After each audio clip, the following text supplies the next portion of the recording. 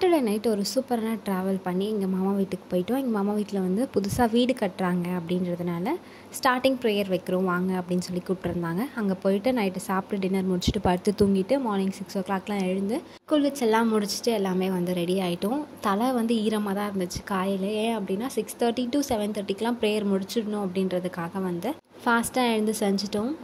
Sunday அப்படின்றதுனால சர்வீஸ்க்கும் போகணும் அப்படின்னு சொல்லி நாங்கள் சீக்கிரமாக முடிச்சிட்டோம். அதுக்கப்புறமா சர்ச்சுக்கு போயிட்டு வந்து சாப்பிட்டு முடிச்சுட்டு நெக்ஸ்ட் என்ன பண்ணோம் அப்படின்னா ஈவினிங்காக ஒரு 4 o'clock போல் வந்து வீட்டுக்கு கிளம்பிட்டோம். சாலிடாக 2 to 2.5 hours வந்து வீட்டுக்கு போகிறதுக்கு ஆகிடும்.